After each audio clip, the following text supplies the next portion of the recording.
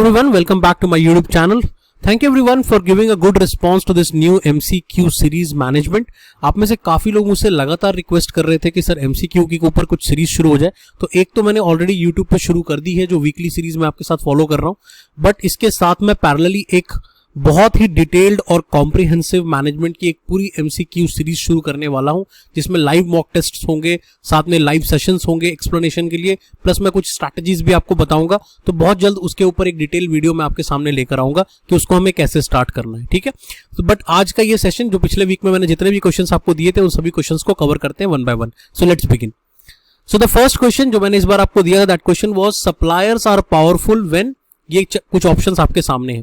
ये जो क्वेश्चन है अब सप्लायर का क्वेश्चन है, this question comes from strategic management, और ये जो पोर्टर 5 फोर्सेस मॉडल है उसमें से ये क्वेश्चन पूछा गया है कि सप्लायर की बार्गेनिंग पावर कब ज्यादा होती है, सप्लायर कब पावरफुल होता है। अब देखते हैं कितने रिस्पॉन्सेज आए हैं। द रिस्पॉन्सेज आर 465, और अगर आप देखें मैक्सिमम लोगों ने आंसर किया है कि सैटिस्फैक्टरी सब्स्टिट्यूट्स अगर अवेलेबल होगा तो सप्लायर पावरफुल हो जाएगा। ये गलत आंसर है, this is wrong answer. Why this is wrong answer? आप खुद सोचो, अगर मार्केट में सब्स्टिट्यूट्स अवेलेबल होगा, ठीक है, तो सप्लायर कैसे पावरफुल हो जाएगा। मार्केट में तो अगर आपके पास बहुत सारी वैरायटी कस्टमर्स को मिल रही है तो इन दैट सिचुएशन तो पावरफुल जो होगा वो तो कस्टमर होगा, सप्लायर थोड़ी होगा। तो ये आंसर बिल्कुल सही नहीं है। कमोडिटी प्रोडक्ट्स वाला भी आंसर नहीं होगा। उसका रीजन क्या है, कमोडिटी प्रोडक्ट्स वो प्रोडक्ट होते हैं जो रॉ मटेरियल की तरह as a raw material use होते हैं, ठीक है। बट यहां पर देखो कहीं पर भी मोनोपोली वर्ड यूज नहीं हुआ है। अगर यहां पे लिखा होता they sell a monopoly commodity product, तब शायद ये वाला आंसर हो सकता था, बट ये आंसर नहीं होगा। तीसरा जो सेकंड ऑप्शन इसको मैक्सिमम लोगों ने आंसर किया, दैट इज कि they are highly fragmented industry. ये भी रॉन्ग आंसर है। वाई रॉन्ग आंसर है? बिकॉज ये मैंने इसके ऊपर एक शॉर्ट भी डाला था कि कंसोलिडेटेड इंडस्ट्रीज और फ्रैगमेंटेड इंडस्ट्रीज कौन सी होती है। तो फ्रैगमेंटेड इंडस्ट्रीज वो इंडस्ट्री होती है जो इंडस्ट्री में बहुत सारे सप्लायर्स होते हैं। तो जब बहुत सारे सप्लायर होंगे तो इन दैट सिचुएशन सप्लायर, कोई भी सप्लायर पावरफुल कैसे हो सकता है जब बहुत सारे लोग सेल करने के लिए बैठे हुए, ठीक है। सो इन दैट सिचुएशन जो आंसर इसका होगा that is they offer credible threat for forward integration. इस सिचुएशन में फॉरवर्ड इंटीग्रेशन क्या होता है? फॉरवर्ड इंटीग्रेशन होता है कि सप्लायर इतना पावरफुल हो गया है कि वो कल को वो खुद भी सामने आके रिटेलर बन सकता है। और रिलायंस के केस में हमने काफी बार ये देखा है कि रिलायंस पहले सप्लायर था, फिर धीरे धीरे उसकी पावर इतनी बढ़ गई कि वो खुद ही आकर डिस्ट्रीब्यूट करने लग गया फ्रंट में आके। सो इन दैट सिचुएशन ये वाला ऑप्शन जो है ये आपका करेक्ट आंसर है, क्योंकि ये जब सप्लायर पावरफुल होगा तो आपके लिए काफी थ्रेट हो सकता है, किसी भी कंपनी के लिए थ्रेट हो सकता है कि कल को सप्लायर डायरेक्टली आकर मार्केट में भी उस चीज को सेल आउट कर सकता है। So this was question number 1। Let's talk about the question number 2। Question number 2 था, what is the term of organization that adapts to the changes in the environment by quickly responding to the shifts of supply and demand condition? ऐसी कौन सी organisations होती हैं जो फटाफट environment को adapt करती हैं और अपने जल्दी जल्दी एडजस्ट कर लेती हैं? तो इसमें देखो आपने जो मैक्सिमम, इसमें कितने वोट्स आए हैं, तो इसके जो हम एरिया की बात करें तो this comes from organisational theory से ये क्वेश्चन है, टाइप्स ऑफ ऑर्गेनाइजेशन का टॉपिक है। तो इसमें अगर हम देखें कि हमारे पास कितने रिस्पॉन्सेज आए हैं, तो 425 लोगों ने रिस्पॉन्ड किया है यहाँ पे। और आप देखिए इसमें जो मैक्सिमम लोगों ने आंसर किया है that is opportunistic organisation. Again it's a wrong answer. Opportunistic organisation अगर आप डायरेक्टली देखो तो वो ऐसी ऑर्गेनाइजेशन नहीं होती जो एडेप्टेशन में बहुत फास्ट होती है। अपॉर्चुनिस्टिक ऑर्गेनाइजेशन वो ऑर्गेनाइजेशन होती है जो किसी अपॉर्चुनिटी को या किसी पोटेंशियल मार्केट को बहुत जल्दी अडेप्ट कर लेती है या बहुत जल्दी आइडेंटिफाई कर लेती है। तो ये आंसर नहीं होगा। जो सेकंड आंसर आपने दिया है that is called agile organisation, जिसको 18% लोगों ने आंसर किया था। ये वाला आंसर जो है वो आपका करेक्ट आंसर है। Agile organisation, learning organisation, adaptive organisation, ये वो ऑर्गेनाइजेशंस होती हैं तो बहुत जल्दी किसी भी तरह के चेंजेस को अडेप्ट कर लेती हैं और बहुत जल्दी जल्दी अपने अंदर चेंजेस लाती हैं सो दैट कि वो मार्केट में सस्टेन कर पाए। आई होप आपको ये वाला क्लियर हो गया हो। इंटरनेशनल ऑर्गेनाइजेशंस वो ऑर्गेनाइजेशन होती हैं जो मल्टीपल कंट्रीज में काम कर रही होती हैं। So that is called international, जिसको हम MNC भी कहते हैं। तो the answer is agile organisation. Let's come down to the question number 3। तो क्वेश्चन नंबर 3 जो हमारे पास था that is these objectives are often most suitable when firm operate in a market dominated by a major competitor where their financial resources are limited। अब ये जो option है, ये क्वेश्चन जो है वो मार्केटिंग मैनेजमेंट से है, सेगमेंटेशन का क्वेश्चन है।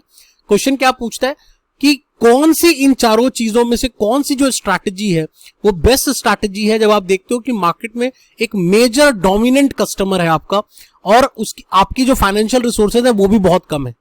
तो आप क्या कर सकते हो एज अ कंपनी, अगर आप छोटी कंपनी हो, आपके फाइनेंशियल रिसोर्सेज भी कम है, आपका कॉम्पिटिटर भी बहुत बड़ा है, तो आप उस सिचुएशन में क्या कर सकते हो? होल्ड स्ट्रैटेजी का कोई मतलब नहीं है, होल्ड करोगे तो सर्वाइव भी नहीं कर पाओगे। डाइवेस्ट आप कर नहीं सकते, हार्वेस्ट आप कर नहीं सकते, तो आप क्या कर सकते हो? आप नीश कर सकते हो। नीश का मतलब क्या होता है? आप एक छोटी सी मार्केट अपने लिए क्रिएट करो, कोई ऐसा प्रोडक्ट बनाओ जो किसी छोटे से मार्केट में, छोटे से सेगमेंट ग्रुप में पॉपुलर हो जाए, और जैसे जैसे वो छोटे सेगमेंट में पॉपुलर होगा, जैसे जैसे वो धीरे धीरे करके वो सेगमेंट बड़ा होगा, उतनी आपकी प्रॉफिटेबिलिटी बड़ी होगी। क्योंकि अक्सर जो बड़ा कॉम्पिटिटर होता है वो मास मार्केट को टारगेट करने की कोशिश करता है, वो छोटे छोटे सेगमेंट्स को छोड़ देता है। तो वहां पर एक स्कोप बनता है कि हम छोटे सेगमेंट्स को टारगेट करके अपनी प्रॉफिटेबिलिटी बना सकते हैं। So the answer is niche strategy, जिसको हम नीश सेगमेंटेशन भी कहते हैं। Let's come down to the question number 4. The question number 4 was again from legal aspects of human resource management. Remuneration Act से ये क्वेश्चन मैंने आपसे पूछा था. The question is Equal Remuneration Act 1976 prohibits discrimination in the matter related to the remuneration on the basis of. अब यहाँ पर एक बहुत इंपॉर्टेंट पॉइंट क्वेश्चन क्या है कि भाई ये जो एक्ट है रिन्यूमरेशन, इक्वल रिन्यूमरेशन का मतलब क्या है? सबको बराबर सैलरी मिलनी चाहिए, इसमें कोई डिस्क्रिमिनेशन नहीं होना चाहिए। तो अगर डिस्क्रिमिनेशन नहीं होना है तो इसका मतलब कौन कौन से बेसिस पे आप नहीं कर सकते? तो यहां पर आप देखो 445 लोगों ने वोट किया है और मैक्सिमम लोगों ने ऑल ऑफ द अबव कहा है, और यही करेक्ट आंसर है। बिकॉज जब भी हम डिस्क्रिमिनेशन की बात करते हैं तो इन सब में से कुछ भी चीज के बेसिस पे डिस्क्रिमिनेशन नहीं होना चाहिए। रिलीजन के बेसिस पे भी नहीं, जेंडर के बेसिस पे भी या सेक्स के बेसिस पे भी नहीं, और रीजन के बेसिस पे भी नहीं। हाँ, आप मेरिट के बेसिस पे कर सकते हो, आप किसी के वर्क के बेसिस पे कर सकते हो, किसी के परफॉर्मेंस के बेसिस पे कर सकते हो, यहां पर आप कर सकते हो, लेकिन इन सब चीजों के बेसिस पे आप नहीं कर सकते as per the act. Let's come down to the next question. Next question was again from operations management and quality management से क्वेश्चन मैंने आपसे पूछा था. This is which of the following is an environmental management को कौन सा act ISO का support करता है? अब आपको ना मैं यहां पे एक स्ट्रैटेजी बताता हूं, ये बहुत इंपॉर्टेंट है, अगर आप इसको समझ लोगे बहुत काम आएगी आपकी जब भी आप किसी कॉम्पिटिटिव एग्जाम्स की प्रिपरेशन कर रहे हो. जो क्वेश्चंस हमारे सही हो जाते हैं, हमारा करेक्ट हो जाता है, वो तो ठीक है, वेरी गुड, बट जो क्वेश्चंस हमारे रॉन्ग हो जाते हैं, आप वहां से चाहो तो 1:4 मतलब एक क्वेश्चन से 4 क्वेश्चन सीख सकते हो. ठीक है, अब कैसे सीख सकते हो मैं आपको अभी बताता हूं. अब यहां पे देखो 72% लोगों ने कहा है ISO 14000 और ये करेक्ट आंसर है, कोई दिक्कत नहीं है. बट आप देखो यहां पे काफी लोगों ने 17% लोगों ने कहा ISO 9000 जो कि रॉन्ग है. तो अब मैं क्या कर सकता हूं? मान लो मुझे आंसर पता है तो ठीक है, लेकिन मुझे यह भी देखना पड़ेगा क्या बाकी ऑप्शंस मुझे पता थे? क्या मुझे पता है ISO 9000 किसके लिए यूज होता है, ISO 26000 किसके लिए यूज होता है, ISO 31000 किसके लिए यूज होता है? क्या मुझे ये अदर ऑप्शंस पता है? क्योंकि हो सकता है एग्जाम देते समय कल आपको ISO 14000 ना आए, आपको इनमें से कोई आ जाए, या डायरेक्टली किसी पर्टिकुलर ISO पे ही कोई क्वेश्चन आ जाए, तो आपको दिक्कत हो जाएगी. तो यहां पर मैं करता क्या हूं, मेरी स्ट्रैटेजी क्या होती है, मैं 1:4 यूज करता हूं. 1:4 मतलब मैं एक क्वेश्चन से 4 क्वेश्चन और सीख लेता हूं. अब जो ये क्वेश्चन में मुझे ISO 14000 अगर पता है, वेल एंड गुड, मैं बाकियों को भी एक बार देख लूंगा कि ISO 9000 बेसिकली क्वालिटी मैनेजमेंट से रिलेटेड होता है. So this is called ISO 9000. अगर हम ISO 26000 की बात करें तो ISO 26000 जो होता है वो बेसिकली सोशल रिस्पॉन्सिबिलिटी से रिलेटेड होता है, और जो हमारा ISO 31000 होता है that is mainly related to risk management.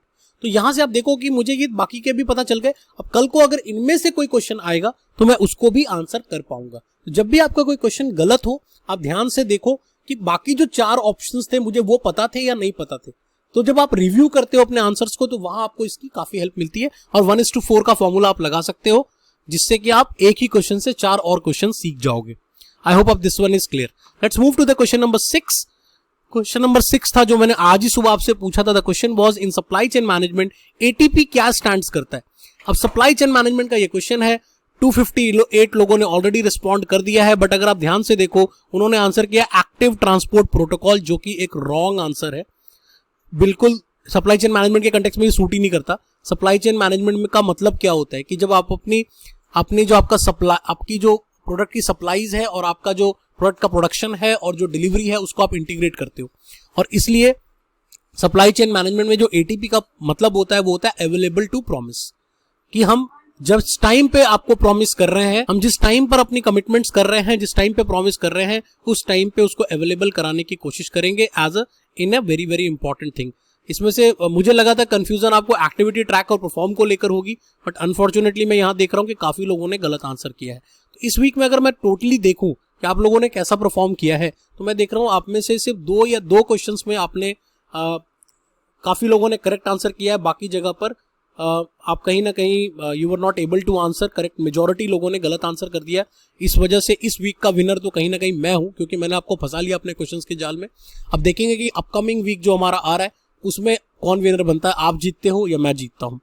So thanks for watching. I hope आपको ये सेशंस अच्छे लग रहे हैं, आप एंजॉय कर रहे हो। बाकी जो मेरी एमसीक्यू सीरीज आ रही है उसका सारा डिटेल मैं बहुत जल्दी आपके सामने ले आऊंगा, और वो किस हर कॉम्पिटेटिव एग्जाम्स के लिए एप्लीकेबल होगी जहां भी मैनेजमेंट पूछा जाता है, चाहे आरबीआई की बात करें, सेबी की बात करें, मैनेजमेंट यूजीसी मैनेजमेंट की बात करें, और जहां जहां पे भी मैनेजमेंट के क्वेश्चंस पूछे जाते हैं उसमें सारे यूनिट्स को मैं कवर करने की कोशिश करूंगा। और सबसे इंपॉर्टेंट पार्ट होगा कि बिल्कुल एग्जाम इन्वायरमेंट के जैसा आप लाइव एग्जाम दे पाओगे। तो आई होप कि आपको ये सारे सेशंस अच्छे लगे। Thanks for watching, will be meeting in the next session very soon.